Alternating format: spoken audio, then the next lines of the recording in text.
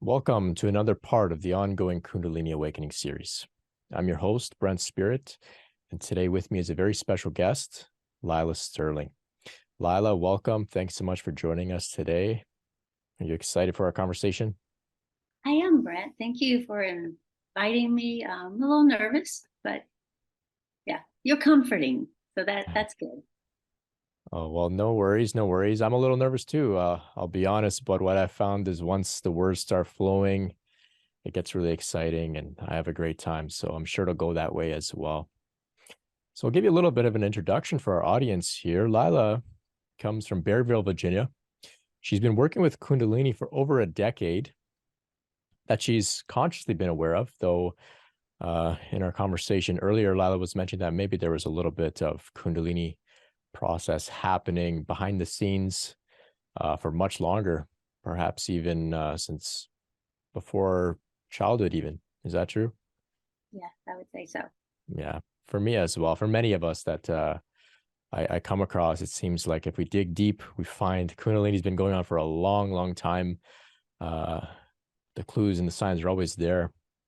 And so Lila is a homeschool mom of 8 children.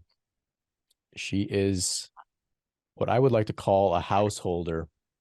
And Lila, the reason that I've invited you on the show, there's a few reasons, but one of them is that I really want to speak with people that are living in the world with this Kundalini process, showing us how we can function as human beings, contributing to the world, to society, to our families, handling our responsibilities, and being a householder, and not only just a householder, but a homeschool mom of 8 kids. I'm sure you've got so much wisdom to share about relationships, about life transitions, about the different challenges that come across as we go through this process. You know, we get triggered by different people. Maybe there's issues with, you know, how do we fit in a world with many different people who aren't necessarily spiritual? How do we fit in? And I'm sure you've explored all of these themes, and we'll unpack as we go. As well, Lila has a background in Christianity, as well as some exploration in Hinduism. And I can say the same for myself. So I'm pretty excited to see how we can compare notes.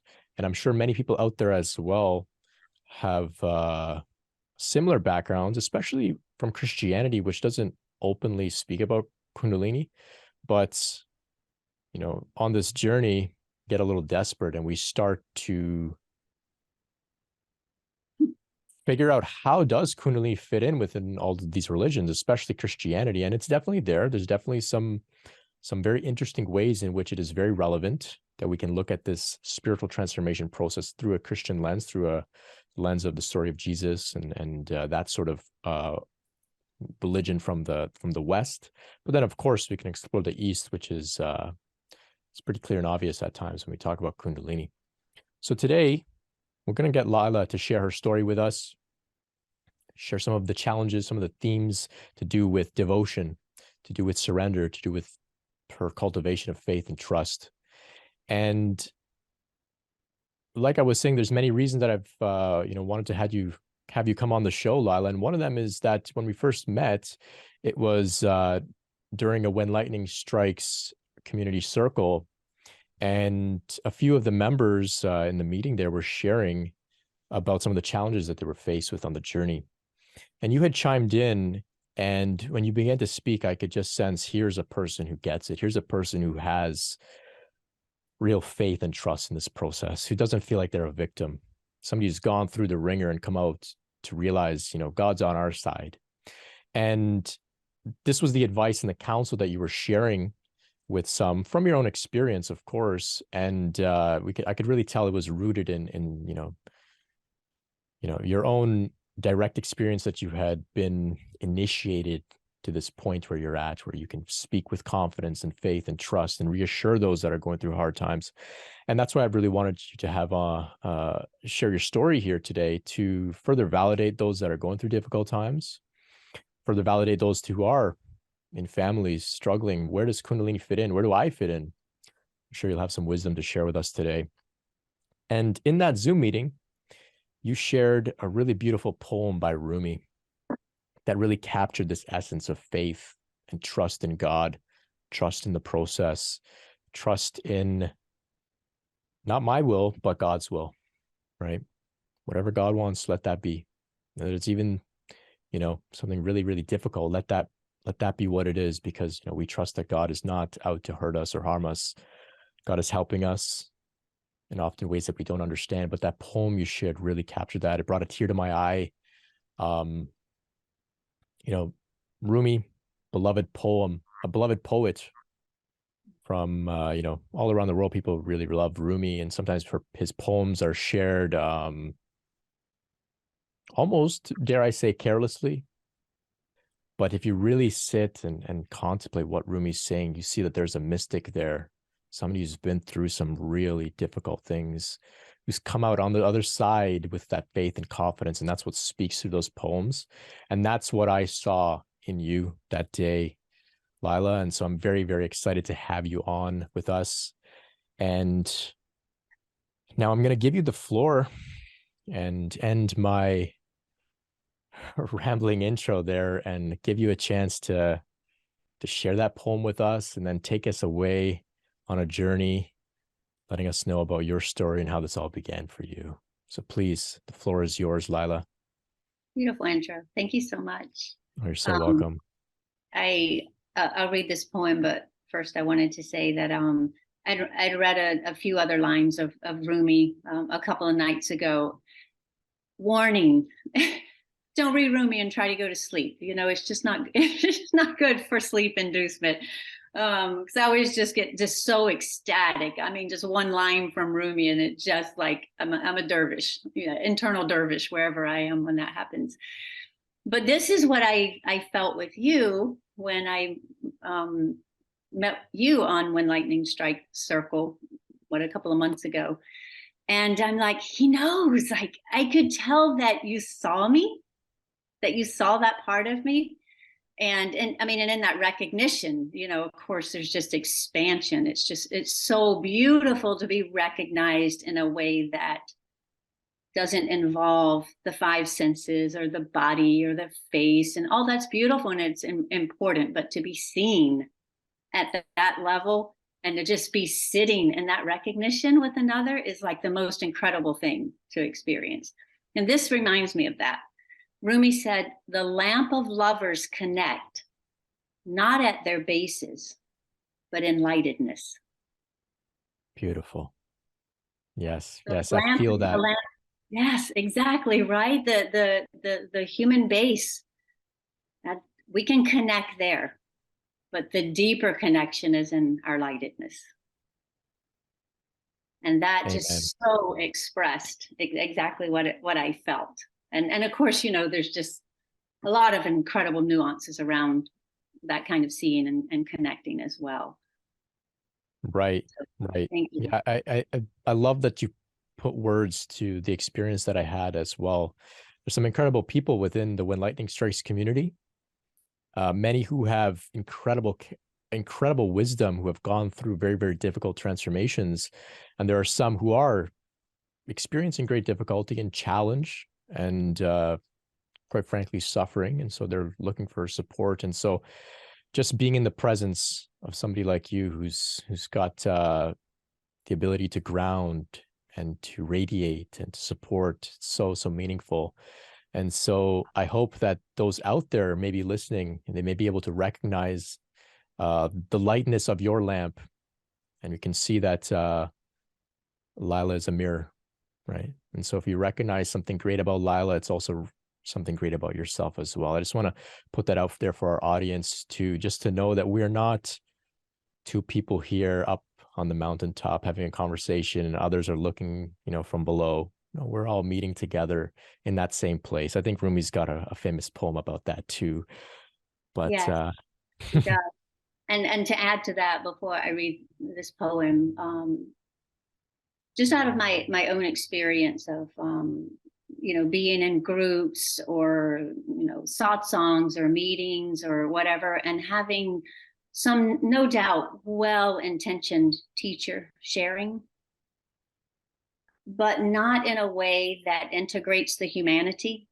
Like I'm really like my boots are in the mud. my hands at the plow. My entry to the divine has been through my humanity. So I'm coming in the back door. And I mean, that definitely makes one devotional. And so I wanted to share that because I don't always feel like I have a bright burning light. Sometimes I feel that it gets eclipsed still.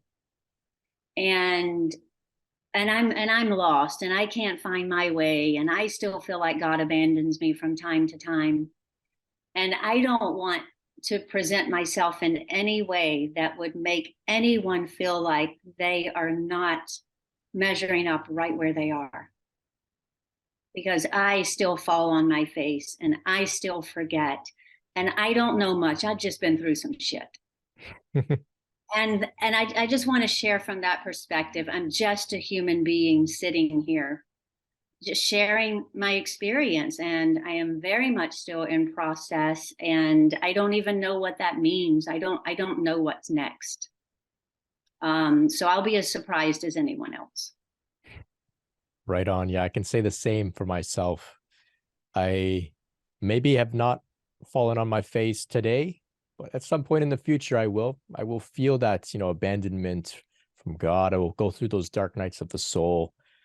What I can say about myself, at least, and of course, I say this from a place of stability and peace in this moment, is that I've learned how to go through those nights.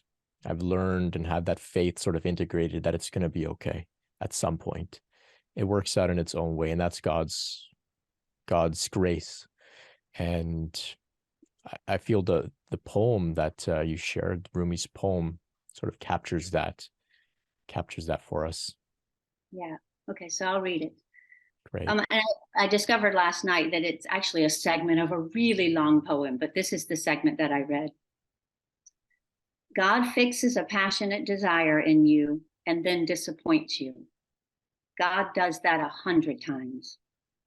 God breaks the wings of one intention and then gives you another, cuts the rope of contriving so you'll remember your dependence. But sometimes your plans work out. You feel fulfilled and in control. That's because if you are always failing, you might give up. But remember, it is by failures that lovers stay aware of how they are loved. Failure is the key to the kingdom within. Your prayer should be, break the legs of what I want to happen. Humiliate my desire. Eat me like candy. It's spring. And finally, I have no will.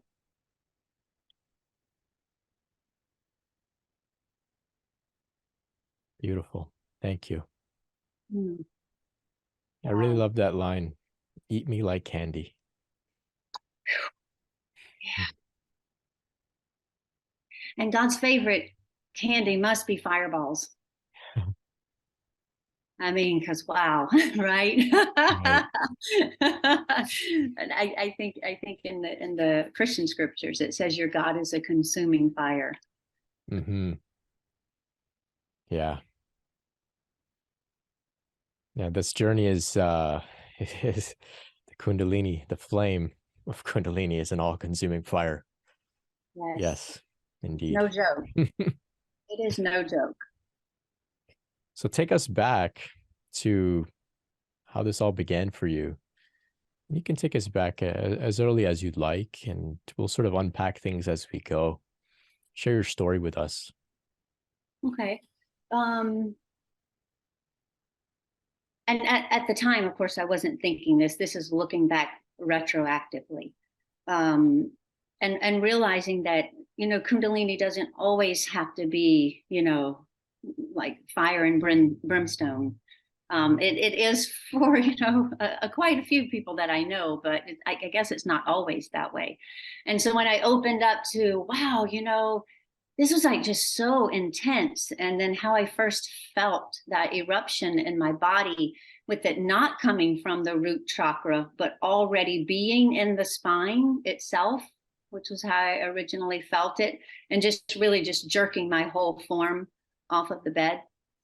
So it was in retrospect that I was able to look back and and realized that when I was a teenager, 19, 20, 21, I had been invited to a church service. It was a non-denominational church. And I felt this really profound love for Jesus. I mean, it really was the first time in my life I thought there really might be something called love. Because I didn't grow up in a family where that I had the privilege of feeling like I was loved and wanted. You know, I'll get into that in a little bit. So, you know, I'm getting involved in this church, and, you know, it was like, feels really great. And then I start to have these almost nightly dreams with this, you know, lean, dark-haired, Mediterranean-looking guy, you know, and we would just walk through these hills and valleys and lush green places. And that was all beautiful too, but the beautiful part is when he would speak, like I would understand everything he said. And this just exchange, just back and forth. And this went on for like 2 years, off and on, but almost to some degree, at least 3 or 4 times a week. And I would wake up in the middle of the night after a dream was over, and it would be like the sun was sitting in my chest. And then later on, I came across this story in the Bible where the disciples said, "Did our hearts not burn within us when he walked with us along the way?" And I'm like, yes, just that heart burning. And so I get involved in the church, and, you know, there's this saying, I think it's from the Bible as well, that the Spirit gives life, but the like knowledge dries up. So this like conceptual knowledge, you know, you began to, I mean, my heart's like wide open. And I didn't at the time have these kinds of Kundalini symptoms that I even have in my body right now, but my heart chakra, I didn't know it was a heart chakra at the time, but was just really aflame. And I was in love. I was so incredibly in love. If I heard somebody just mention the name of Jesus, my body would just melt and tears would flow out of my eyes. I would say, looking back, bhakti, just so bhakti, just full of love and devotion. And then, you know, I started, you know, reading the Bible, and I've probably read it 25 times from cover to cover. I mean, I was an avid student of the word, you know, looking up and buying books. And I've been studying and diving in my whole life. Sometimes I get a little annoyed because I'm thinking, am I going to be able to do anything different? But that's just kind of funny, you know? And I would read the Gospels, and I would literally just sit and just like bend over in agony, because there was something there that I could feel, but I didn't have the mechanisms developed in my body mind to be able to lay hold of it in a deep understanding and a somatic way. And this is actually really good sharing this, because I've never thought about this before. So this is like just really bringing kind of the whole thing to life. Like, I don't have this in all my notes, you know. And so it was just agonizing. Maybe that's what Rumi meant when he said that longing is the mystery. Longing itself is the cure. Because it was an agonizing longing that nothing, you know, even then I knew that nothing I could do in this world, no relationship, no materialism, nothing could ease that longing. And that's what never went away. You know, even, you know, when the real ooey gooey, oh my God, I'm so in love, you know, everything's Jesus, Jesus, Jesus, and you want everybody to meet your new boyfriend, and, you know, you're just talking about Jesus all the time, because I figured everybody else loved him the way that I did. And it was a rude awakening when I realized that they didn't, and I felt kind of, you know, like some love-struck teenager a lot of the time. So, then you learn to reel your stuff in, because you don't want to be labeled a fanatic or anything. But I really was. I just learned how to keep it to myself. But it was this agony that just settled in me. And I found myself just going through my life. Every stranger I would pass, I'm wondering, is it in your eyes? Is it in your eyes? Is it in your eyes? And I'm always looking for it, and I can't find it anywhere, in anything. And it's painful. It's a really, really painful thing to love like that, to be opened that way. And then to not, like I said, have the system that I needed to be able to embody it. I couldn't embody it. That's, thank God for Kundalini. That's what she does. She gives us a temple worthy of love's dwelling. But up until then, it's just an incredible longing and having, all night prayer vigils and poring over Rumi's poems and Jesus's words, and sometimes just the agony would turn into anger and frustration, because I remembered so many times I would say, to Jesus, I just want to know, by what power do you write? By what power do you say these things? That's all I wanted to know. And that's been the quest of my entire life, really. I don't know that it will ever end as long as I'm in this body. I hope not. I love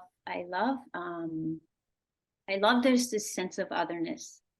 I love the love that's in play in the sense of otherness, especially the more the reflection, begins to mirror the two faces, the face of the world, the face of God. It's just an incredible love affair.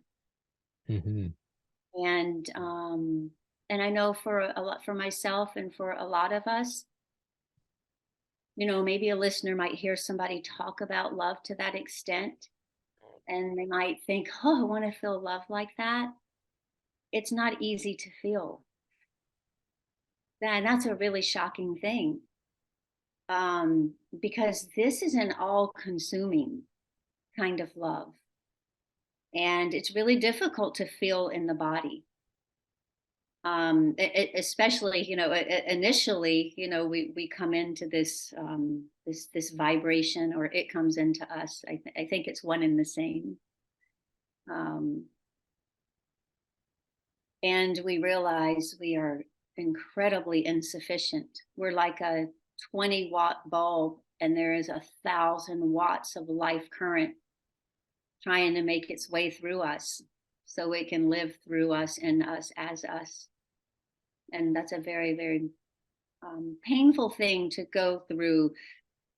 And one begins to realize how much you have romanticized the whole idea of what spirituality is. And I don't really know much about enlightenment and awakening and all that kind of stuff. I don't want to get into those terms. There are people way better skilled than I am.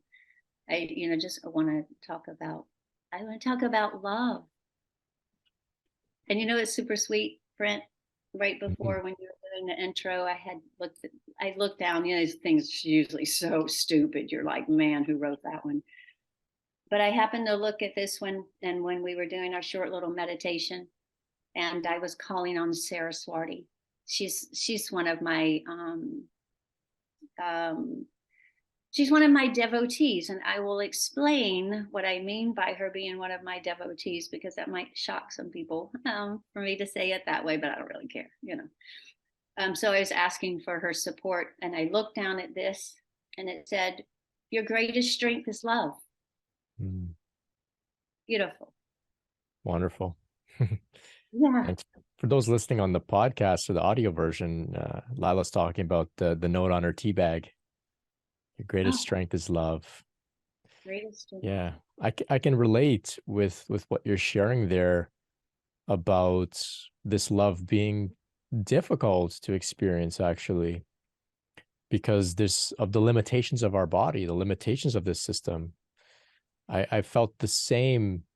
I can only describe it as being sad that I couldn't make a home for God in my heart. I wanted God to be there, but the home in my heart almost was like insufficient or something like that. And it was this great, it was heartbreaking almost, this longing that I have had for God. I still have it, but very early on in my process, I began to feel it, what you're describing. Maybe not to such a high degree, but there was this incredible sadness. I was sadly in love with God. My bhakti had a tint of sadness as well. So I can understand what you're saying. And you shared earlier about your dreams with Jesus. Sounds like a very personal relationship. Earlier on, I made Jesus a little bit of an enemy, I would say, because I moved away from organized religion. I moved away from the church, and Jesus became this like almost, like I said, like an enemy, like a symbol of everything that I was opposed to. I wanted to get away from the church, religion, the dogma, the fanaticism and that sort of thing. And so whenever I saw Jesus, it was like, just an old guy, probably didn't even exist, blah, blah, blah. But as I explored the East, Hinduism, Buddhism, my own process began to become more personal in the way that you were describing. I had just one dream with Jesus, and very, very palpable, loving energy. And I understood that even though I had made this guy my enemy, it's true. He's very forgiving. And even then, he still came to my aid and offered some great wisdom that I still, to this day, contemplate. He just said a few words to me, and I still contemplate them. Yeah, and wouldn't you say that what you made the enemy is more of the icon that, this ideology that the church has built around Jesus? I mean, to me, that Jesus doesn't exist. Mm-hmm. Because I went through something similar, and I think it's only natural when we've been tethered so tightly to something, and then we get cut loose from it. Because part of my journey, sharing with you, the devotion, the visitations with Jesus, the Bible study, all of that kind of stuff, all the years in the church, and see that thing happen where my mind just goes, woo. Oh, I see. I'm coming back to it. And I went through this period of about 2 years where this is why I know Kundalini was active before I felt her fiery presence. I get to this point in my Christian faith, and it wasn't particularly liberal. It was a very conservative Christian faith. I believed in the rewarding and punishing God, that there was a place called heaven and hell, and anybody that didn't believe the way I believed was headed there. I mean, I'm not ashamed of it. If it's human, it's what I was going through, and something began to happen which didn't make me happy initially. I don't think real waking up makes anyone happy, by the way. Not initially. That's just kind of way down the road, unless you came here, kind of well cooked. You know what I'm saying? Mm-hmm. Not well cooked, heart full of love, but full of shit. Not well cooked at all. And something started to happen.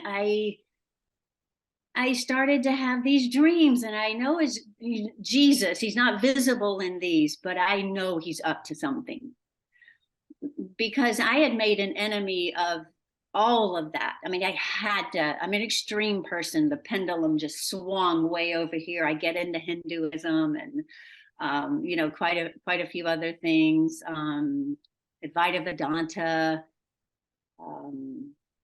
all that kind of stuff. And it's still kind of a mutt right now, because I'm kind of like a mix of both of them.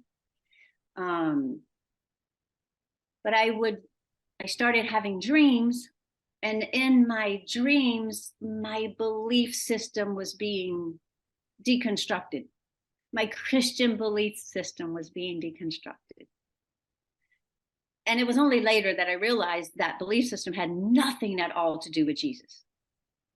This is what the structure I had built on that presence of Jesus, which is kind of what begins to make you feel not alive anymore. So it kind of, moved from the heart up to the, head, and became like a conceptual understanding. Mm-hmm. And it was really dug. It was really dug in the beingness, very, very, very deep, because when I do something, I do it with all my being. So if it's great, it's super great. If it's bad, it's super bad. And I just don't typically have much middle way when it comes to that kind of stuff. So it was really, really hard. And I, would go to read the scriptures, and the old meaning wasn't there anymore. It was terrifying. And, when people, I hear a lot of people say, oh, that's just a belief. They don't really understand themselves really well if they say that's just a belief, because beliefs get embedded in our psyches. They get embedded in our nervous system, and they actually become energetic structures that feel supporting to us. And so that energetic structure just started to become shattered. Huge pieces of it started to go missing. And then I felt like there was no ground underneath my feet. And so I had a lot of fear, a lot of anxiety, a lot of terror, which is kind of exactly what I was experiencing with Kundalini, when the new Hindu structure that I had built, which helped with understanding, but that was a new structure I had built.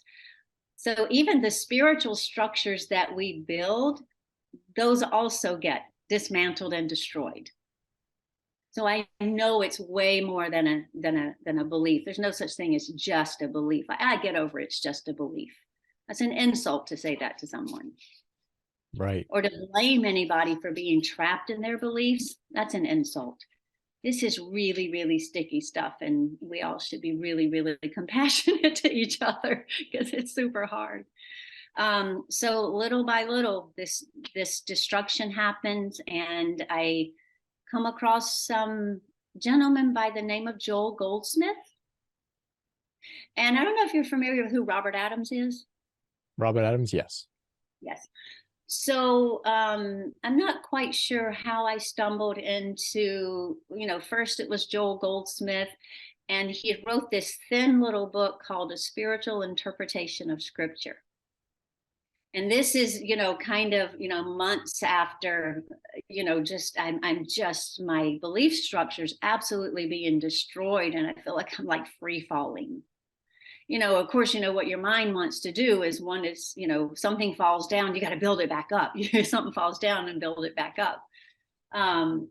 But he played a huge role in, because I don't necessarily think, we go through destruction in phases. If we went through total destruction just like this, that would be the same as somebody saying, God, I want all of you right now, and him answering your prayer, it would kill you.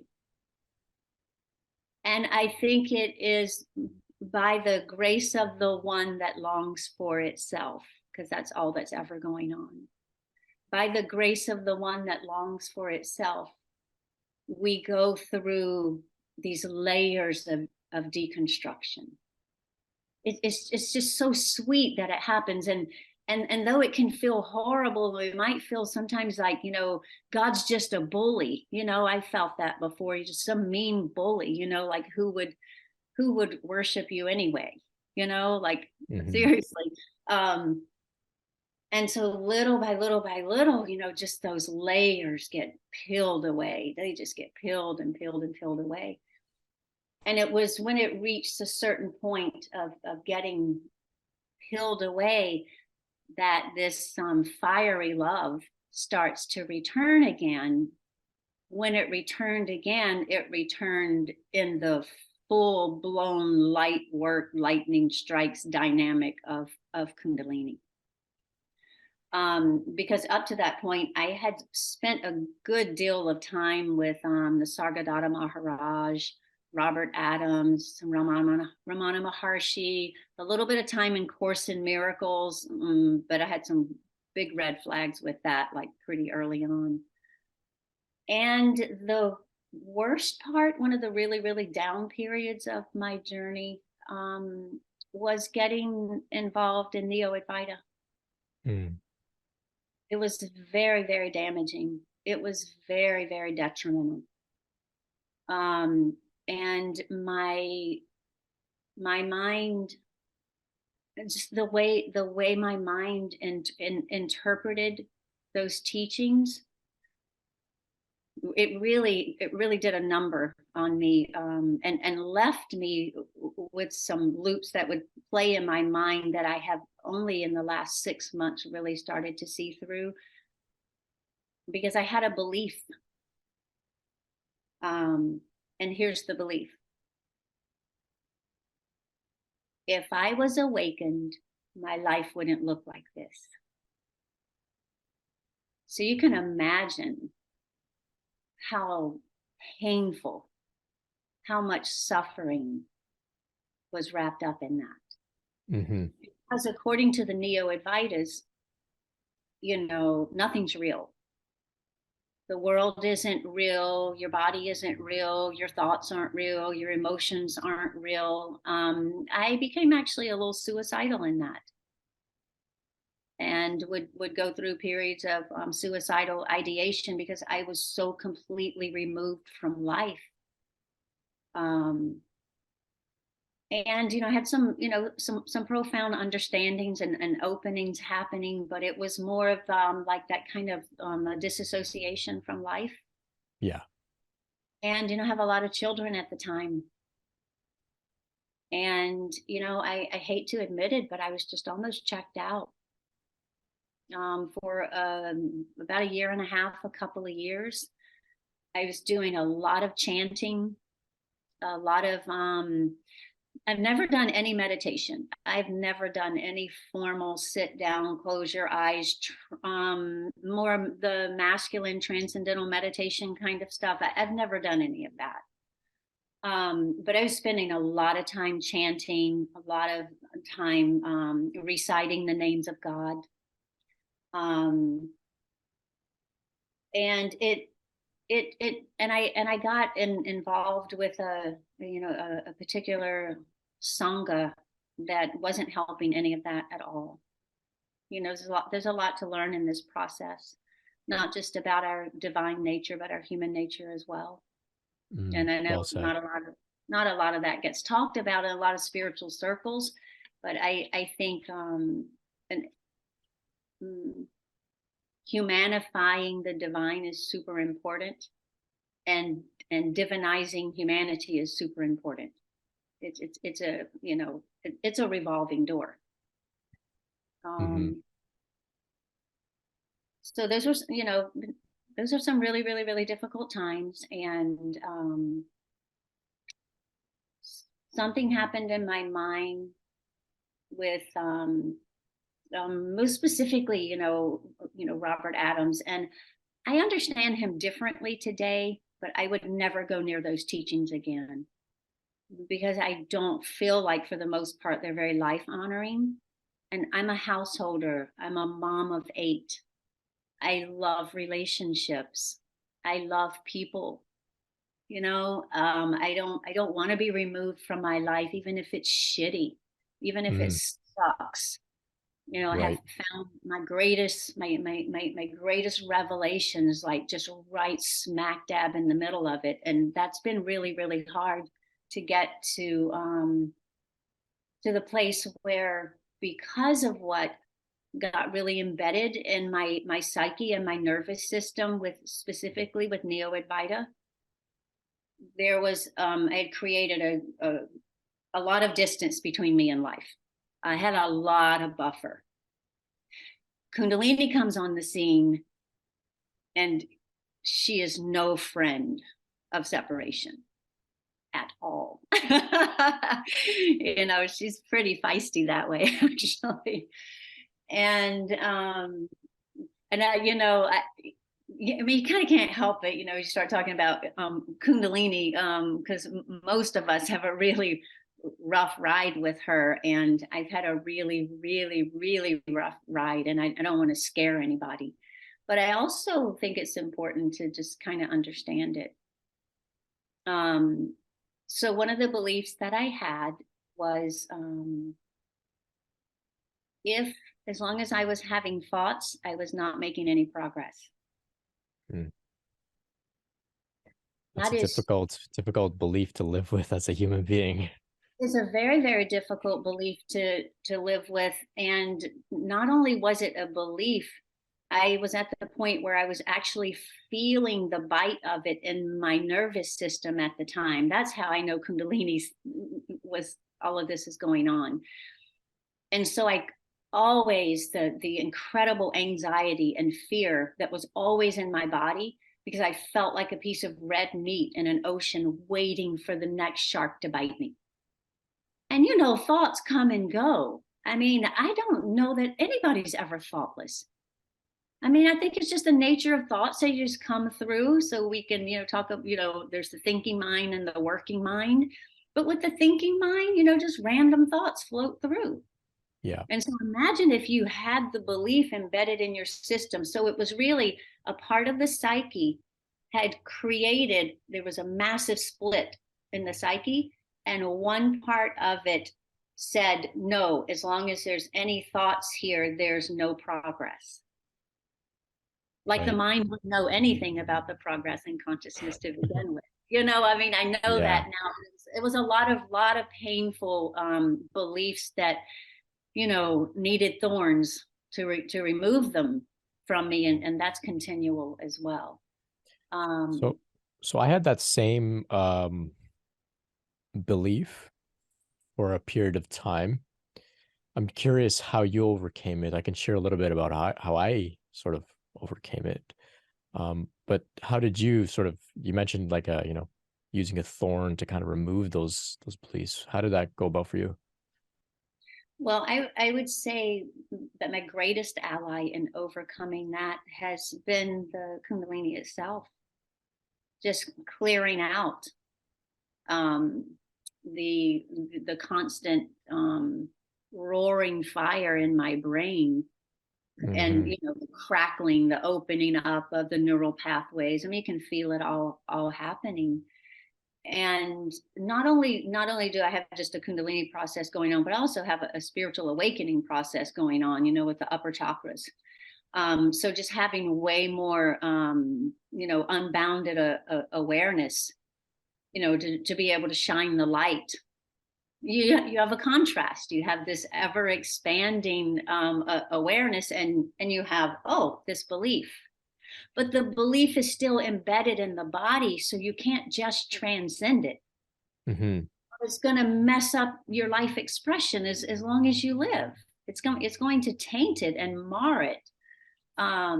So that's the work of the Kundalini in the body, which is where trust and devotion come into play.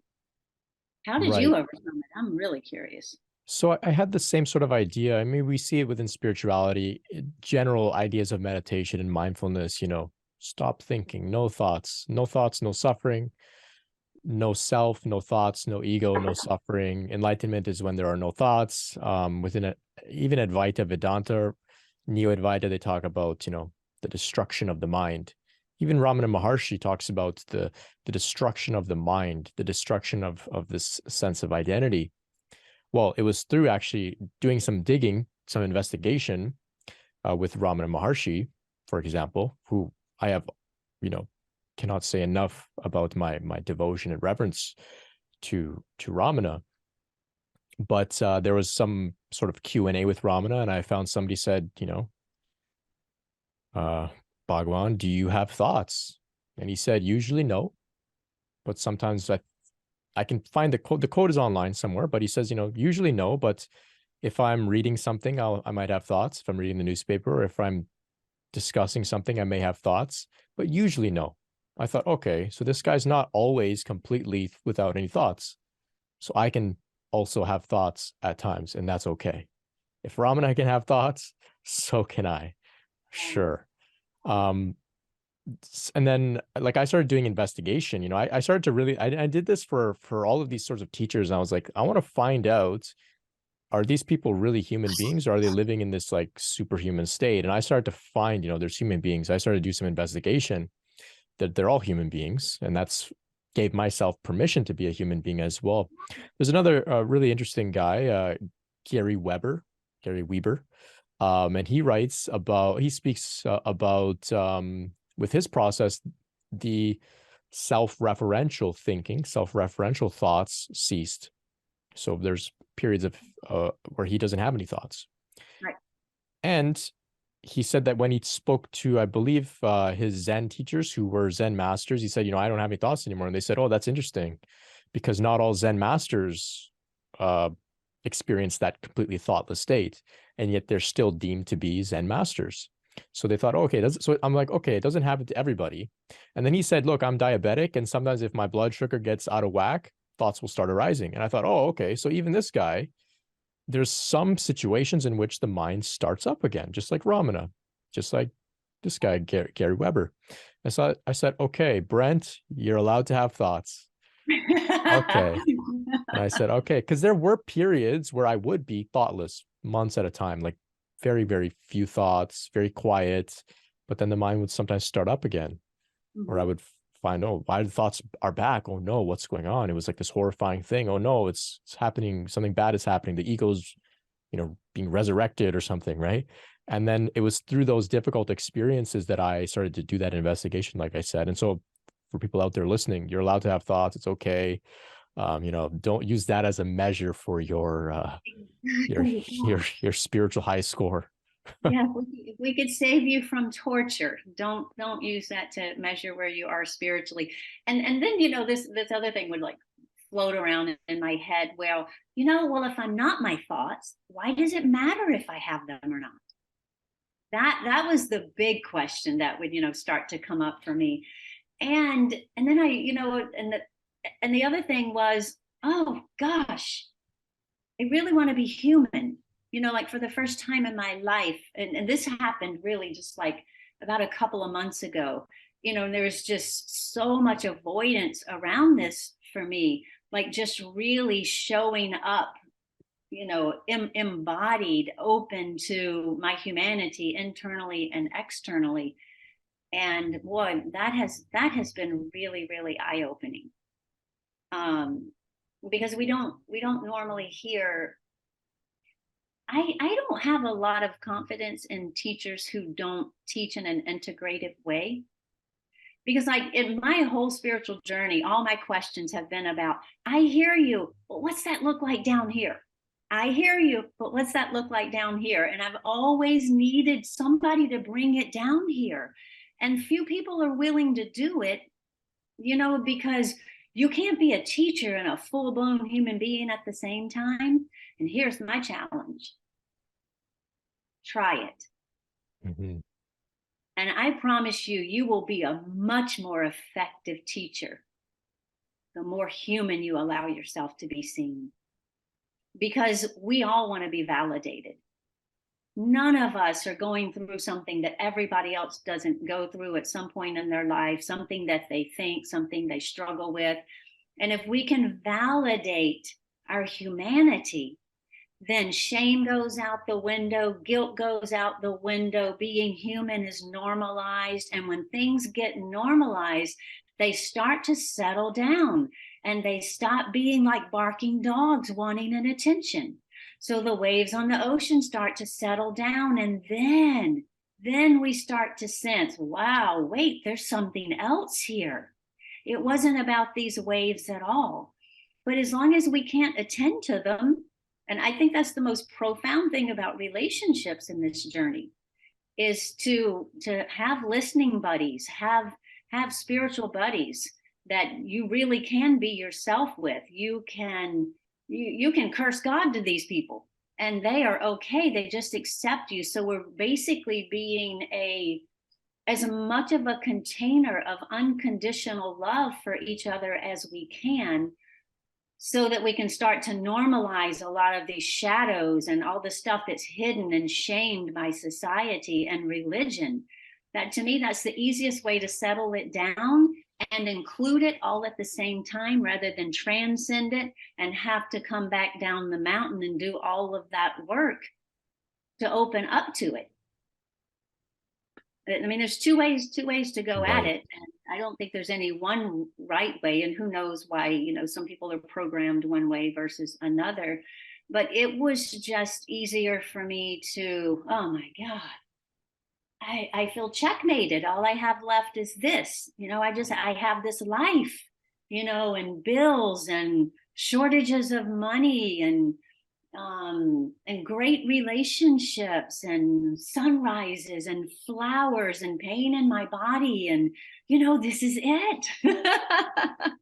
and you show up for it, and you start to feel, I feel enlivened.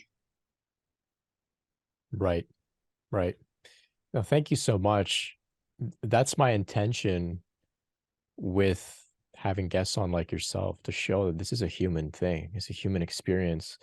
We see it throughout religion and spirituality in general, but particularly in the Neo-Advaita scene, there is like a very much, not only do they dismiss humanity and the ego and you know, the nitty-gritty things of life, but then also those teachers are further living a very exaggerated example of that, in which they are, you know, sort of perpetuating this idea that even behind closed doors, they're walking around in this like perfect Zen-like no self state, when really that's just not true.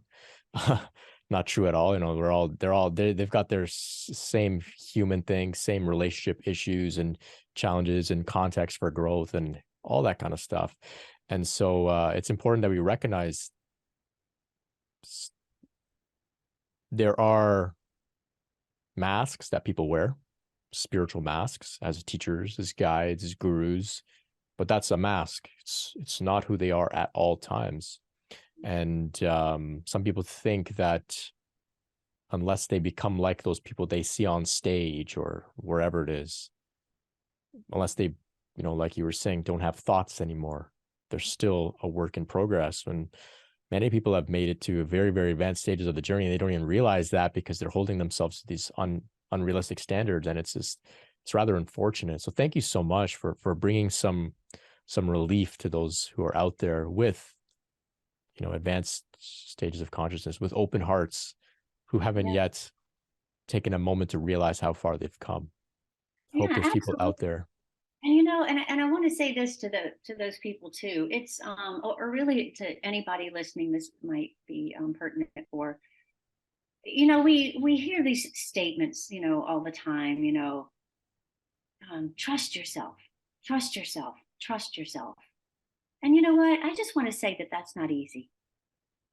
It's not easy at all. Well, I'll speak for me. Having a lot of early developmental trauma,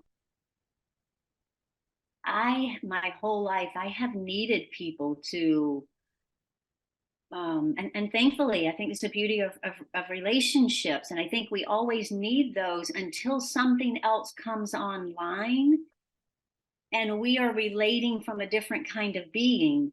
Then the quality of our relationships, you know, start to align with that as well.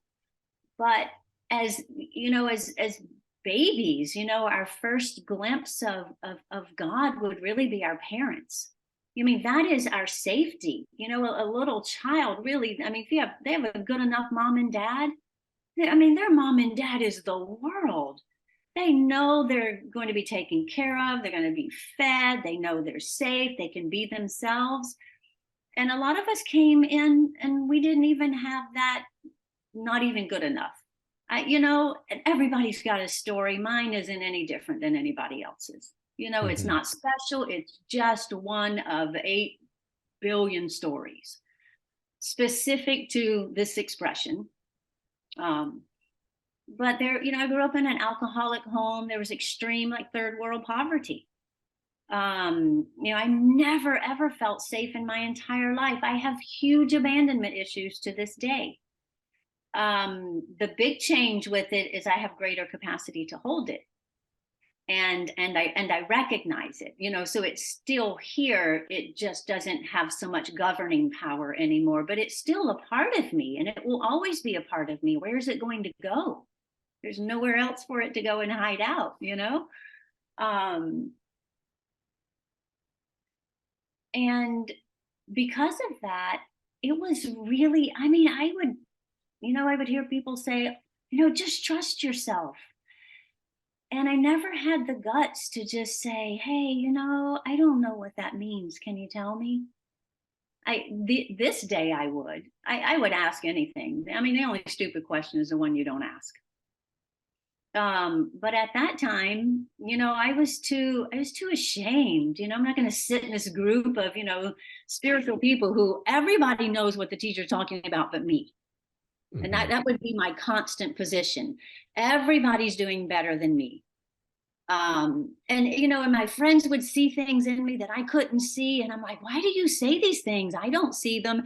You know, they're recognizing, you know, my light, they're recognizing my understanding. But in my own body, mind, there's a lot of cloud cover, trauma. And so for people who, you know, are really struggling to trust yourself, it is a struggle. It's okay. And to even, like, come to this point and even feel like, oh my gosh, I feel like I trust myself for the first time ever. And then you get shocked, that goes away. And then you come into a new level. There's all these liminal spaces, right? Because this isn't like a linear process, like it's like a spiral. And at any spiral, you know, there's a plateau, and then from there, and then there's a circling back down and a circling back up. And it's the wisdom of life to function that way and to evolve itself through these human forms and nervous systems. So I can say that I trust myself more today than I ever have, and that it took blood, sweat, and tears to get here. It was not easy for me. But I finally feel like that my mentors are my friends. In some areas, they know a lot more than me. In some areas, I know a lot more than them. Everybody's on the same playing field. Nobody here is above anybody else or below anybody else. And I really do feel what Ram Dass said, that we are just walking each other home. And then I don't know how long this thing is going to supposed to go, but that could. Where do you want to go next with that? Well, thanks so much for those validating, supporting words. I really appreciate it. I know that people out there do as well. Let's talk a little bit about your relationship with your family, motherhood, and a little bit about your relationship with Shakti, with the Divine Mother as well. How does that fit in for you on this spiritual process as you go through this, you know, transformation of bringing the divine into your house? How does that look for you? How has that looked over the years? Well, when my first 3 children, because I had 3 children, then didn't have any for 7 years, and then I had 5 in 6.5 years. Cray, right? But initially, when I had my first 3, I was really steeped in Christianity. So Bible study, prayer, devotion, character formation, because it wasn't so much about like teaching morals, but I wanted more than anything for my children to be compassionate and to not judge and label people that were different from them. Like if that was the only accomplishment that I could have during motherhood, that their reputation in the community would be, wow, your children are so kind and compassionate. So there was a lot of time and energy put into that. Of course, I homeschooled. Originally, I started homeschooling for probably because of my Christian faith, but that didn't last long. The more I got into it, the more I realized I really love these human beings. They were just incredible, and to be able to spend time with them. I mean, it's a weighty responsibility that know almost everything they learned, academics reflecting back on me. I mean, I could understand people not wanting to do that. It's quite a weight to bear. But I learned with them. I just became part of the classroom. Mm-hmm. And we enjoyed learning together. We enjoyed spending our days together. We enjoyed getting to know each other, not just from, mom and child, but as human beings. And this is interesting because it was when my eighth one, who's in his first year in college right now, I was having him write. So it was like 18 years ago, 19 years ago. I was having him write. He was working on the double O's and what they sound like. So he was writing blood and flood. And there's a little picture up there of this mouse, and he's just terrified. He's clinging to this log. And of course, it was some diagram of Noah's flood. And so he asked me, he's like, Mommy, why is that mouse looking like this? I mean, I could tell his little heart was like so tender. And so I started telling him about the story of God destroying the earth and every living thing on it except for Noah and his family, how lucky they were. And my little kid, Ethan, looked up at me and he said, Mom, I could never worship a God that would do that. And I can still feel it. I can still feel it, like right now. It shattered. It shattered through my being. And that was even before my whole Christian structure had started to crumble. It was so shattering. And I remembered this verse from the Bible that says, out of the mouth of babes, let everything be established. And here was this babe telling me he could never worship the God that I worship. It was life-changing. Mm-hmm. It was life-changing. Wow. So it's interesting. I sometimes experience meeting with people that are feeling ungrounded, and like how you described when you were dealing with Neo-Advaita, feeling very checked out of the world, relationships, but in particular, what really bothers people, and they come to me and they say, I want to be there for my kids, and I can't be, and I'm horrified. I'm just like, they're checked out. And I often, not always, depending on the situation, but I often tell them, look, I understand why you've come to me, but really you're living with a being there who has all the answers. Look at how grounded and in their body they are. They're not out, thinking about philosophical stuff and no self. They're fully in the body, face, hands dirty with food, unashamed, crawling. Like, that's the teacher right there. And I mean, there's another example like you've shared of just how wise and insightful children are. I mean, they have truly been my undoing, all 8 of my children. They have been my undoing in so many ways because, I realized early on their lives weren't mine to live. Like what Khalil Gibran said, your children are not your own. They are life's longing for itself.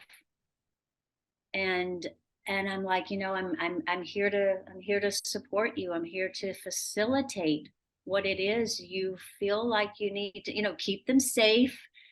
You have to teach them certain things, and obviously, but in general, I saw myself as, kind of a facilitator, of their life, to find out, what their interests were. And one of the beauties of homeschooling is we would be able to engage in delight directed studies. So what if the history book is out, what, American history again? They're like, Mom, can we do Egypt? Can we do, my babe, we can do whatever you want to do.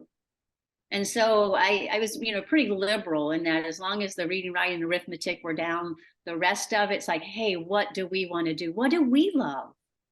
Because I found if they were doing what they loved, they wanted to write about it. They wanted to draw about it. They wanted to talk about it. So where there's love, there's natural absorption of knowledge and information. And so they taught me so much. I mean, they have been truly my greatest teachers, and they still are. It's a different world for young people. And sometimes I'm like, wow, wait, guys, I don't know the world you're living in. I'm 60 years old, and I have 25, 35 and under, but then 5 of them are 25, from 25 to 18. And I'm like, oh my goodness, wow. And, that would be so easy for me to come off as judgmental, or try to fix them or shape them, or, whatever it might be. And I don't. And they feel safe. If something's going on in their life, they will tell me everything. They know I'm a safe place, and I don't pry information out of them. I have no right to their interior world just because I'm their mother. I respect that they're human beings. Incredible. They are definitely very fortunate to have you, to be there as a role model, to be there as their mother. I'm just curious, what's your relationship like with God today at this point in your journey? Do you have this, do you pray? Do you dialogue with God? Do you have a concept of God as being God the Father, the Divine Mother, like we would maybe conceive of Kundalini being the Divine Mother? What does that look like for you? It doesn't always look like one thing. I'm in different moods, just even in my human awareness, and, different states and states of mind. One of, and this ties into your question. Before I even really got into Hinduism much, I went through a phase about 3 years ago. It lasted for about a year. And I was having a lot of visitations from some of the deities. Ganesha, Lakshmi, Saraswati, Kali. That was really, really, really terrifying, but she's a permanent part of me now. And made it clear to me that I was hers and there was no way out. I was not happy about that at the time, but I realized later it was a really, really, really good thing. In some of my really darkest times, that's usually where Jesus really comes into the forefront for me, either as a felt presence, or there will be, since I have committed so much of his teachings to memory, because my consciousness is, getting, more and more purified all the time. So I'll be like in a really dark place, and these seeds that I sown years ago will just sprout up. And, they nourish your soul and your understanding, and that's where this sense of devotion and trust and faith comes from that you were feeling. Because I've been so nourished in the seed bed of my own consciousness with these, profound truths springing up. And, sometimes if it's really dark, it'll just be like, just shards of light that just, they come and they light away on the path. And it's not that the darkness leaves, but this is okay. And I'm okay. And I'm going to be okay. And this will pass. And there's more grace to endure it. Great. I love that. There's more grace to endure it. Yeah, sometimes we have this idea that, at advanced stages, suffering ceases. No, we just learn how to ride those waves a little better.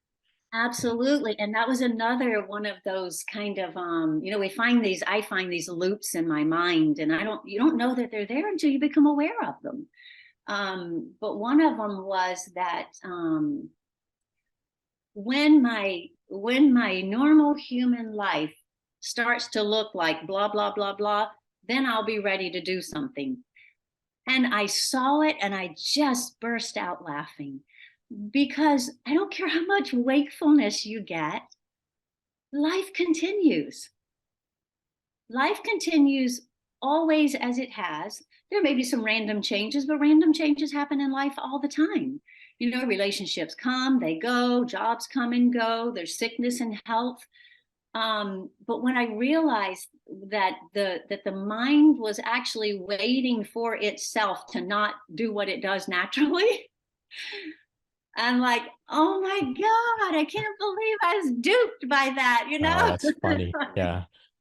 And that was a huge recognition, like to even do like this, you know, I would have been like, who am I to think that I have anything to share with anybody when I still have this going on and this going on, and you know, I'm losing my temper, and I'm, you know, a procrastinator, I'm lazy as fuck, you know, like who am I to show up? And I'm like, oh, well, I'm someone to show up, because Yeah. that's just how it is.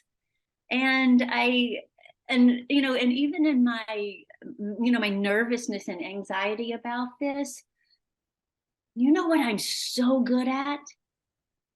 Just being me, just being human. I don't have to pretend I know something that I don't. I don't have to, and I will never share anything that's not my own experience, no matter how unsomething that I look. I just don't care. And I have no trouble saying that, you know, I'm human just like everybody else. There's Hmm. nothing special about me that isn't also special about everyone else. Maybe I recognize it a little more, or maybe not. I don't know, but we're all the same. Right. Right. So the previous episode in this Kundalini Awakening series was all about Kali, and you've got me excited when you mentioned your encounters with Kali. Um, that episode received some pretty good feedback. It seems like a lot of people are relating with Kali. So why don't we go there a little bit if you're willing? What's your relationship with Kali like? What's going on there? Um, well, I'll tell you about and I knew of her. Of course, you know, I had pictures of her and read about her, and I don't know, I was fascinated. I think I had a friend at the time that was fascinated with her. I'm like, oh wow, this is super cool, you know, as ignorant as I was. Um, and I'm going to bed one night, and I'm just like lying there, and I just particular pranayamas that I would do, you know, before I would go to sleep, and when I'd wake up in any waking moment, and there's all these pranayamas going on. And I'm lying there, and I feel this rumble, almost like an earthquakey kind of rumble. And I would get this a lot when I would read Nisargadatta. Interesting, he's nicknamed the hammer, because I would have these earthquakes in my being. I'd be like, oh my God, what's going on? But they weren't in my physical body. They were just manifesting up through the physical body. And so I feel this movement deep in my beingness. And I'm like, wow, what's that? And I literally was like, what's that? And then that movement that I feel it has a kind of a rushing towards sensation to it. So I feel it, and then I'm feeling like there's something moving up. There's something coming up from the depths, and I can feel this slow but really intentional and forceful movement. And by the time it gets about maybe like midsection, I start to freak out, because it's black. Like there's just the blackest black I had ever seen in my life.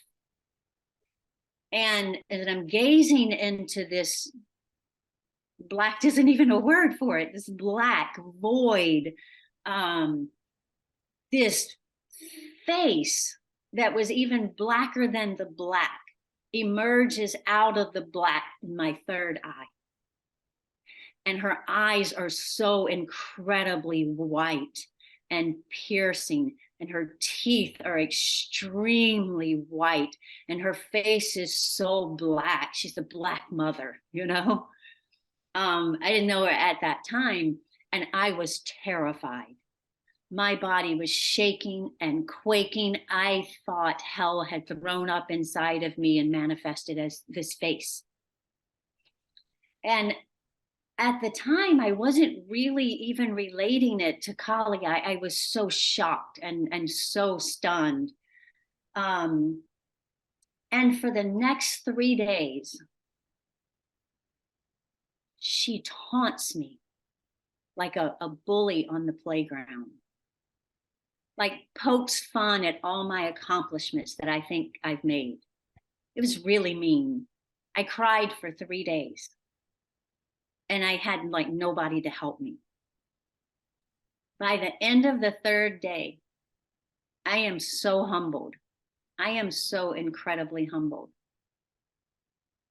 And she visits again, not in that same visible form, but she's seated back here. And she lets me know she's seated back there. Sorry, And for those listening on the audio, where behind your head? Yeah, like behind my head, like the upper back part of my head. Okay.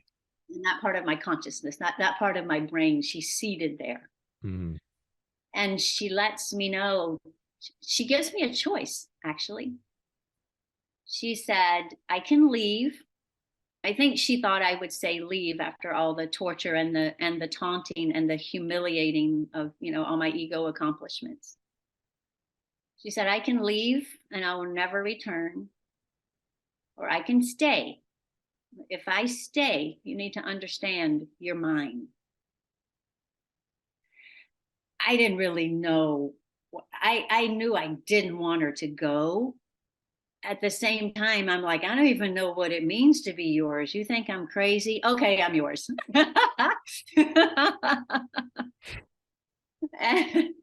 And she is she's the fire that consumes me. She's the uncompromising one. And yet she has become the most loving presence ever. When things are going on, I'm getting snagged, that kind of stuff. You know, it's always Kali that comes to my offense, you know, because her sword is like sharp and powerful, you know. And this kind of brings me to something we mentioned earlier about the deities.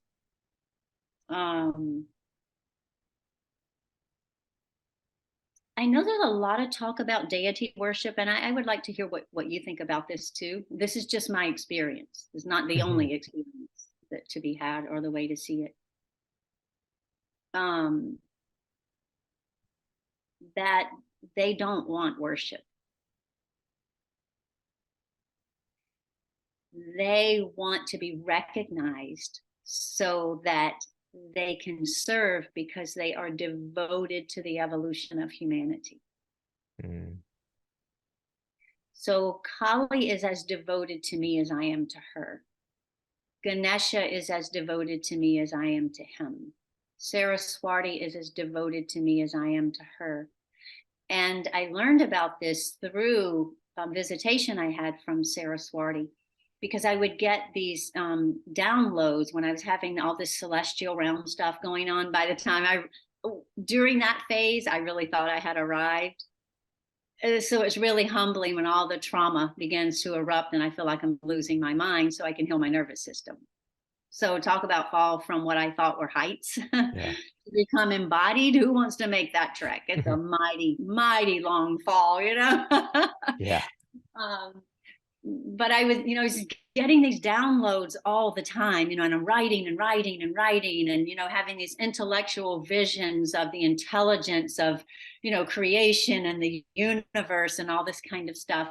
And I was talking to one of my mentors and I was telling him about, you know, Saraswati, how she's making it really difficult for me to function you know, because she would just like show up and just start, you know, it's just like a river of just the most beautiful knowledge, just that flow and pouring forth. And I just can't think or function or do anything. And she was way more interested than anything I had going on. And he said, well, just tell her to stop, you know, just tell her, hey, you know, I have some things to do and I'll check in with you later. And I was like, oh, wow, I wonder if that would work. And it did. It did work. But then I just didn't want to tell her. And so I wake up one morning and I'm awake. I just have my eyes closed. And she appears to me in a vision. And she's flowy like silk and alabaster white. And she just issues forth out of just a white ethereal realm.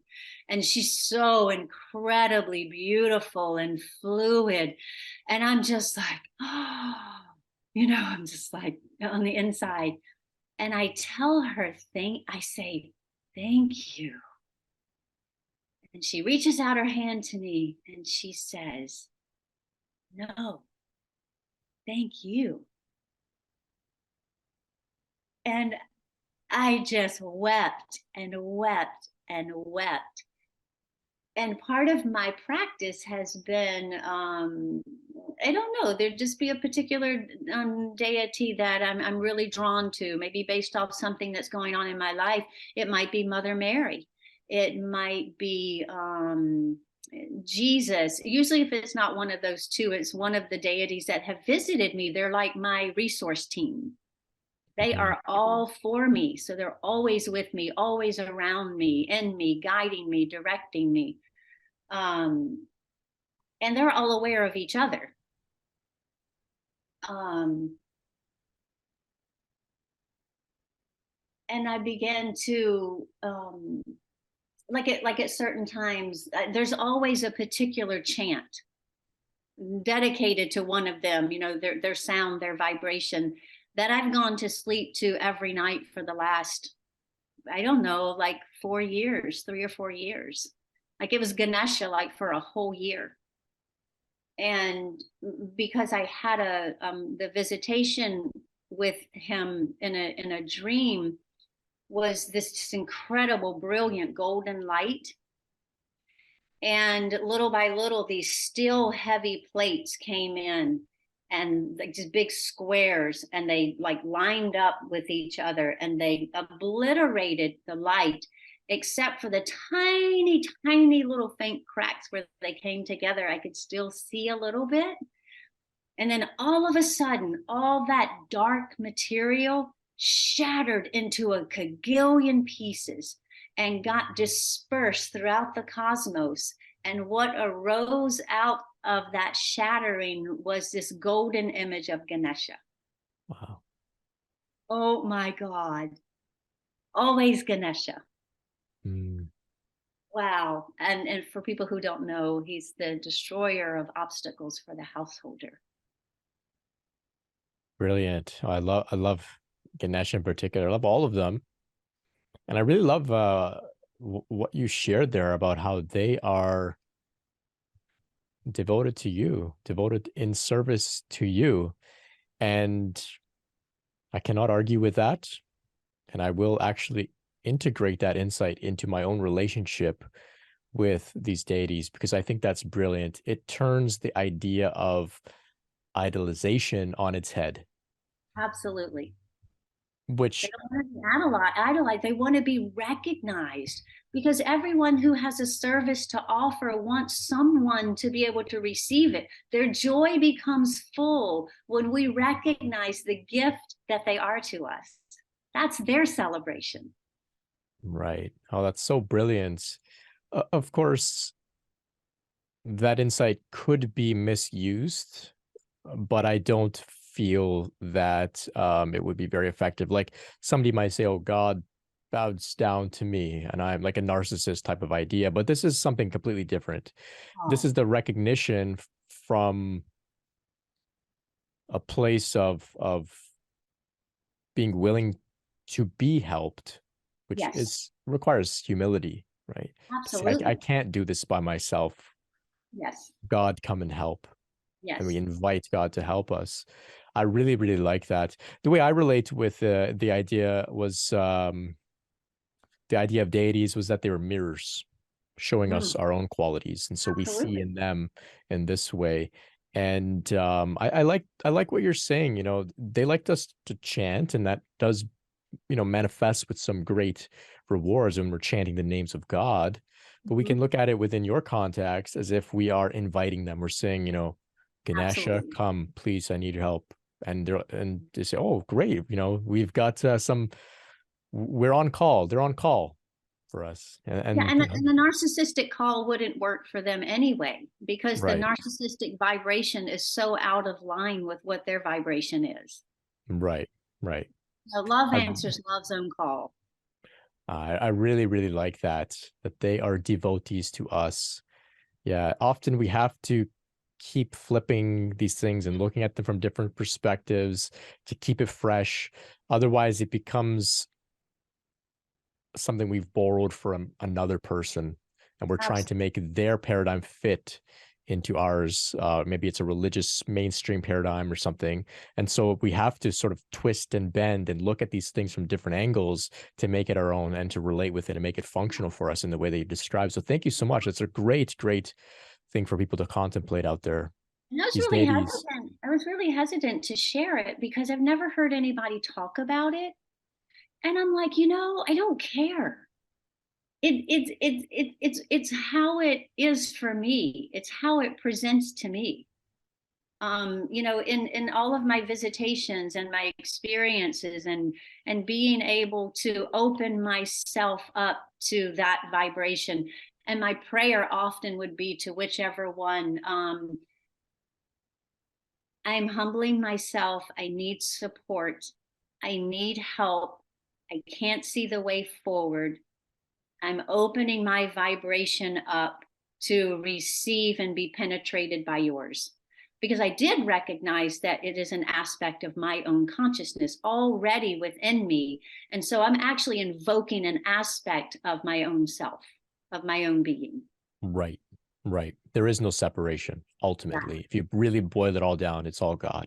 absolutely. Right. These are just fun, the way I see it at least, these are fun archetypes that make it interesting and exciting and digestible to relate with, because Ganesh has a face and he can communicate and speak, Yes. and they have arms to help you. Whereas if it's more of this like just vague, like divine, ethereal energy without a form, it's a little more difficult to relate with. And so the way I see it is like, oh, there's a feminine woman, Kali, she's fierce with weapons and swords. And I could say, oh, she's going to protect me with those weapons. Okay, I can relax and trust. She's out there looking out for me in that way. So that's the way I see it. Well, and because we as human beings, we have these like parts of our psyches that can't make the journey except through the vehicle of those archetypes. Right. All of these parts have to make the journey. So maybe the little boy needs Ganesha. Maybe the little girl needs Saraswati.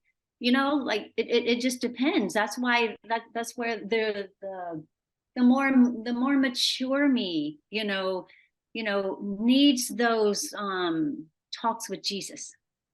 The Hmm. courageous part of me needs to go to battle knowing Kali's fighting with me and for me. Yes.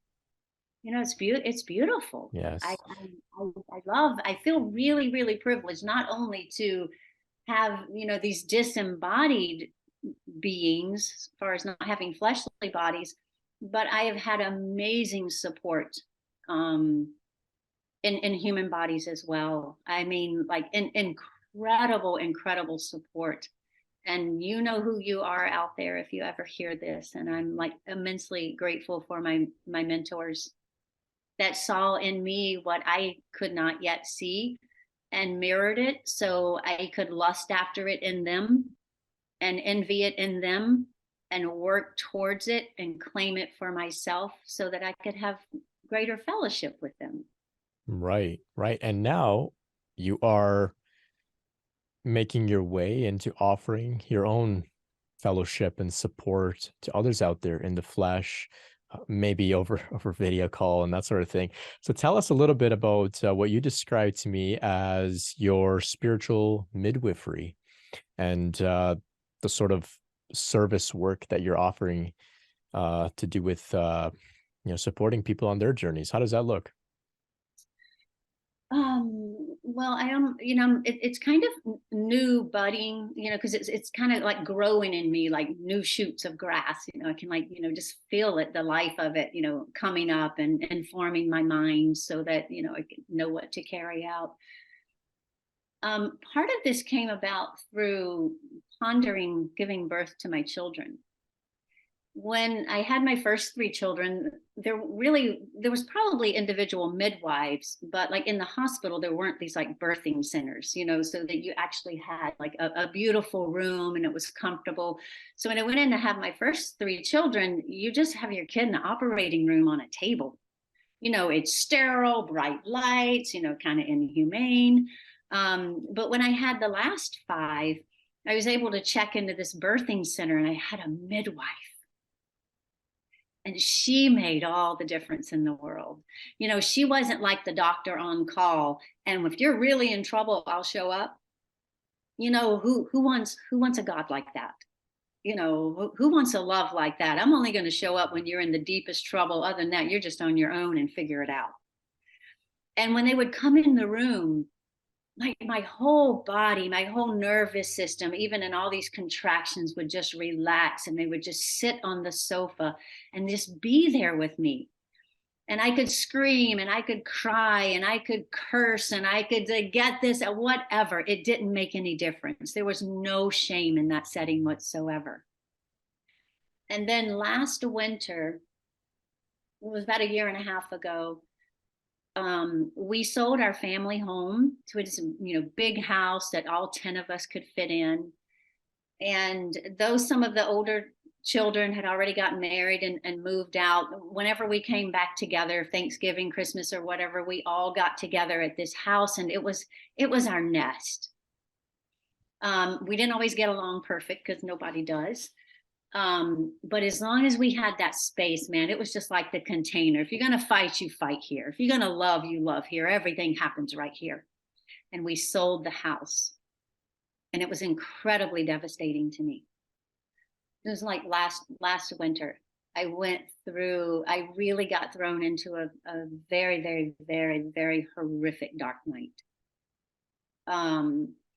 Because not only did we sell the family home, and that was kind of like the anchoring place for my family, for everything to evolve around, had my last kid go off to college. I was finished homeschooling.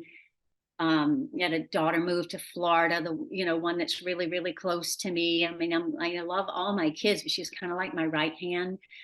And it was like everything that horrible thing other than being diagnosed with a terminal illness, it seemed to happen all at the same time. And I felt abandoned. I felt absolutely just abandoned. And, I cried out, and, I cursed God and I cursed life. And I made sure that I showed up. If that was if it was the love that I knew it to be, there was nothing about my humanity that would send it into the shadows or would mar it or offend it. So I decided to just let it loose, just this hurts being human right now. This life sucks. It was horrific. After I started to come out of that which has kind of really been in the last 4 months, where I'm starting to feel like, is there a life for me? For me, I was totally dedicated to my children, full-time job, wearing a million different hats at the same time. Then Kundalini, you can't do anything with Kundalini. So there really did used to be me that was really, really, really good at stuff and could get things done. But I'm feeling that starting to come back now after, all these years. But what really broke my heart and that I thought was gone was this essence of mothering. This real nurturing, quality about me that I just have, period. And I mean, Kate West, right? You know, Kate and I have been friends for about 3 years now. And I got to enjoy a lot of that with Kate and a really horrific period of her Kundalini process. So basically, I like midwifed her and kept her alive for 2 years. You know, she's on the sofa, she's suicidal, she doesn't know if this will ever end. And she would message me, you know, 15 times a day. We were in constant contact. And she'd like, I need a reframe. I need a reframe. And a reframe would always come. And it would come with that midwifery transmission to it. And I'm like, wow, what is this? Because I would feel it too, and it would nurture me. So I knew it wasn't coming from Lila me. I mean, it's just like this, just spring would open up and just like come forth. And I realized that though the nest, that the house was gone, that essence wasn't, that it was actually still here. And so different people who, I mean, a lot of friends, I have a lot of friends on the spiritual path, and I'm in contact with a lot of people. I'm really fortunate that way. And somehow I would just get, you know, hooked up with people that were like struggling. Sometimes I would be the one struggling, and I would need to be midwifed, you know, because I need that. You need that. We all need midwifed. And a really safe, loving, thriving presence of someone. And it just felt so natural, and it was so fruitful. And even when I wasn't talking to them, you know, I'd be about my day, and I'd run across a song or a chant or something would come up in my mind to send to one of them. And they started to feel like, I don't want to say my children, because I knew they were mother's children. That I recognized that they were mother's children, just like I'm the mother's child, and that it was her own essence that was flowing through this form to her children. And so out of that, I started to experiment with what I call a circle of compassion. And so I invited 5 women that I was close to, most of them pretty close to. And we started meeting once a week in this circle. And the 5 of us happened to all be in Kundalini process. And little by little, you know, we're getting more comfortable with each other. Because the whole thing I love about a circle is there's a light in every chair. There is a wisdom in every chair. Mm-hmm. There is love in every chair. So nobody's showing up with the teaching. Not that there's anything wrong with that. It's just not the purpose for this. I have an experiment that I need to see if what is in my heart is actually something that can be actualized in the world. And little by little, you know, the intimacy starts to build. It doesn't mean that things don't come up, but you start to realize, wow, things are going to come up. I don't care if you get whatever groups of people, as soon as you put people together, you're going to have issues. And I think sometimes we have this idea of, oh my God, if the whole world was awake, we'd still have human beings. And where you have human beings, you just have trouble. You know, you got drama. Yeah. So we started to realize that even in this small container, things were going to come up. And that we could test the waters of relational devotion in this water, relational support, commitment to each other, to knowing that as the other is helped, we are also helped. And that is the nature of the circle. And so, you know, we just got closer and closer, and we would share our Kundalini processes and our struggles and our ups and our downs. And it's beautiful. And every meeting we've had so far, and I don't see any reason why it will be any different, it will just get magnified. We start out, you know, kind of reconnecting. You know, it's been 7 days since we saw each other, so we're just kind of, hey, how are you doing? Blah blah blah. You know, and little by little, you can feel this kind of it feels like a midwifery energy that starts to just kind of weave kind of in and out through this just a circle of women. and they start to share their contractions. I'm a mom. I've actually given birth 9 times. I lost one baby at 20 weeks though. So, when you have these contractions, it's just super, super painful. And you basically, you become that contraction. You might in your head think, oh my God, this is going to end, but it just seems like it's eternal. So to bring forth a contraction in the group would be to bring forth a struggle, whether it was in the domain of Kundalini process or trauma or a relationship or our bodies or our minds. And, we're sharing our contractions with each other.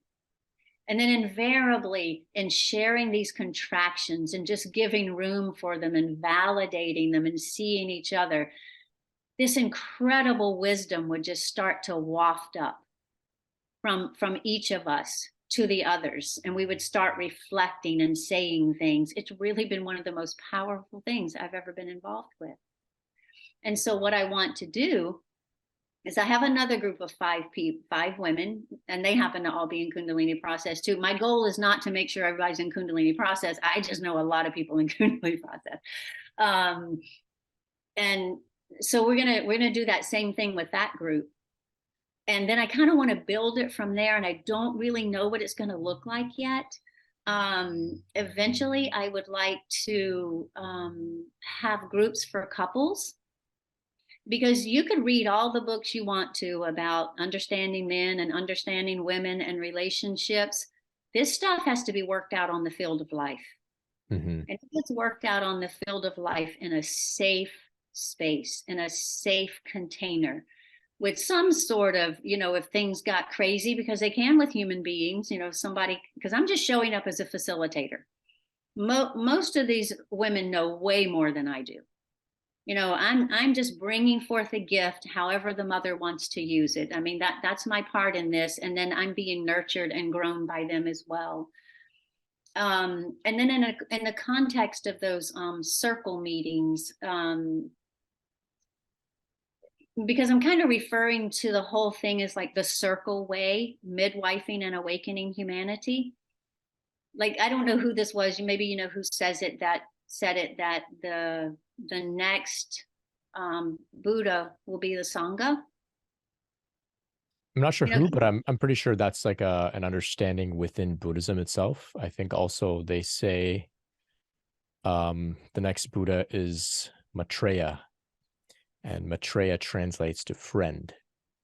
I believe so. I believe so. Wow, that's really beautiful. If you remember that, you can send me that in the email. I would love this. So the importance of relationship is huge, huge, huge. Really just across the board in life, whether you're in Kundalini process, spiritual process, whatever it is, I think we all know the value of relationship. And I came across this quote by Robert Augustus Masters. He said, "Intimate relationships is perhaps the ashram of the 21st century, a place especially ripe with transformational possibility, a combination of crucible and sanctuary for the deepest sort of healing and awakening."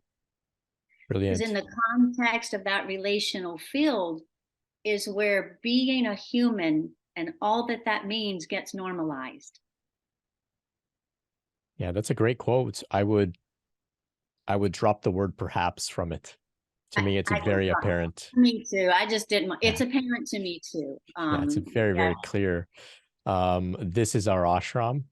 I have described it as saying, we don't have time to go to the ashram anymore. Everything is happening so quickly. It's happening where you are now. The ashram comes to you. Yes. We're not going on pilgrimages to India anymore. It's here. No. Yeah. Yeah. And so we have to be the lights that we are in the place where we are.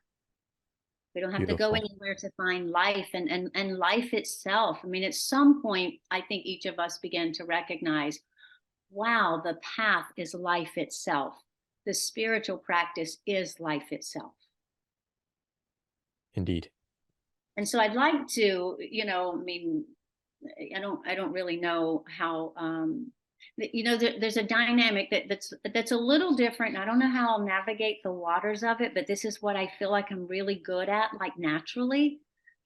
And that would be to kind of be a like an on-call midwife, specifically for somebody really in spiritual emergency, or you know, going through these Kundalini awakenings. You know, some people can afford therapists. There's so much free offered out there today. I mean, if you're willing to make use of it, I mean, you could pretty much source yourself a good deal of the way. But I know for me, like I might be like really, really struggling with something right now. Like, oh my God, I really need to talk to somebody right now. And my appointment's next week. Mm-hmm. Well, somehow I endured that. You know, I called up a couple of friends, whatever. And then they really have been my midwives, you know, being able to have those conversations like, oh my God, Chris, this is what I'm feeling right now. Kate, this is what's going on right now. And, you know, somebody's there to say, I see you. I hear you. You know, this is normal. Whatever it is, just to hold space for you. And for somebody to be able to have access to someone right in the middle of a crisis. I mean, you are in massive contraction and you need the midwife in the room. And they could, you know, like I said, I don't really know how how I'm going to be able to do that, because I'm a human being and I have a life and responsibilities. But what I would absolutely love to do is offer my body and mind as a vehicle for that incredible energy to flow through me, mother's energy, to her own children, who she is waking up herself in.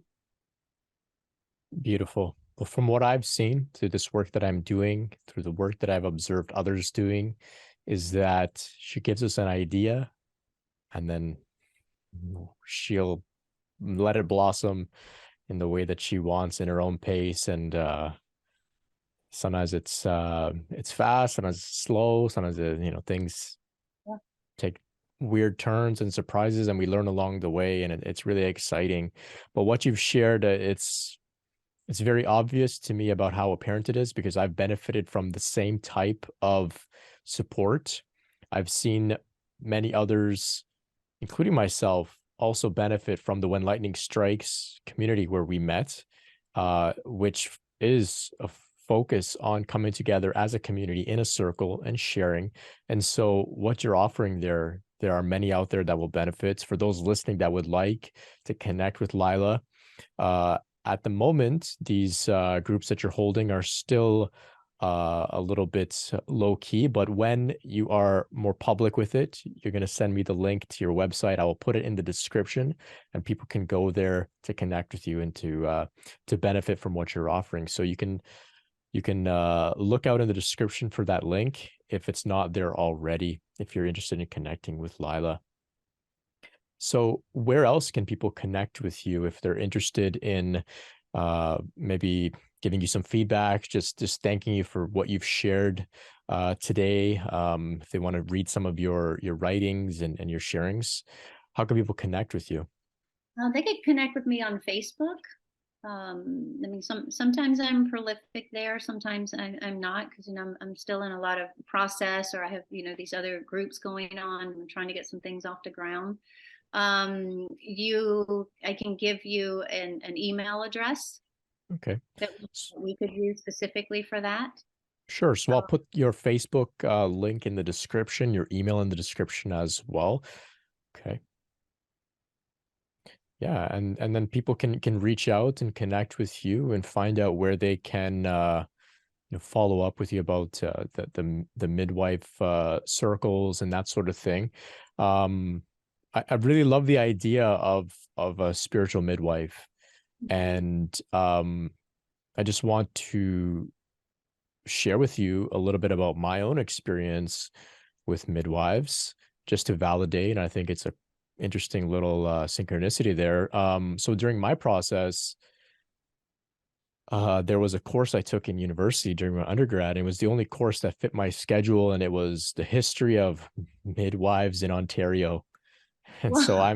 I'm in this course, I'm college guy, no interest in any of this stuff, and I'm learning about this, the history of midwives in Ontario and how things shifted from being in the way that you described, very real and human and supportive, to being more sterile and cold and distant in the hospital room. And so I got a little bit of an appreciation for that, almost by force, you could say.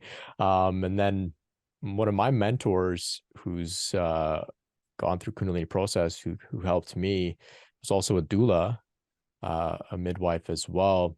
And two of my other mentors for yoga were doulas as well. And I've seemed to just, wherever I turn, there's midwives all around. And I felt, and I recognize a theme of what you're describing. And this is the way that, the divine sort of speaks to me in these synchronicities and themes. And I saw, okay, I'm in the presence of these midwives. I'm safe. I'm okay. It's going to be okay. And I just wanted to share that with you, just to let you know that, yes, you are 100% onto something. That's And beautiful. Thank you. oh, well, you're so welcome. Thank you. Thank you for continuing this theme of supporting people in their rebirth process. So important. So important. Thank you so much, Lila, for joining us today, for sharing so openly, so vulnerably, so much wisdom that you've shared with us. You've been so validating to myself, to others out there, I'm sure, who are in dark places. You've radiated some light. You're like a beacon showing it's going to be okay. And I just want to thank you for that. I want to thank you for, sharing some really cool stuff, sharing some human stuff. And, you gave us both ends of the spectrum, being a Good. human, being a householder, and then at the same time, describing your encounters with mystical encounters with Jesus and Ganesh and Kali and Saraswati and the Divine Mother. And it's been so great. We've covered a lot of ground together. We've covered the full spectrum of the divine, of humanity. I'm going to listen back, and there's some great nuggets of wisdom that I'm going to have to write down. But for now, thank you so much. Thank you. Thank you. And to our listeners, thank you so much for sitting with us today, for sharing your energy, your presence with us. You are seen, you are heard. That seems to be a very strong theme that Lila's been sharing today. You're seen, you are heard. Everything is going to be okay. God is with you. And until next time on the Spiritual Awakening Show, you can stay tuned for the next part of the Kundalini Awakening series. If you're listening on YouTube, you can also find this series on Spotify. It's available for free in the audio form if you'd like to listen, in the car before bed. If you're listening to Spotify, of course, this is on YouTube, where you can see both of our faces here on the video. Please, if you feel that there's somebody who would love to benefit from Lila's wisdom that you've shared today, Lila, I'm going to invite everybody out there to share this podcast around so that others can benefit from Lila's story and the things she shared. And of course, check out the description to connect with Lila, connect with her on Facebook, by email, and look out for her spiritual circles all about spiritual midwifery. So thank you so much, Lila. I appreciate it.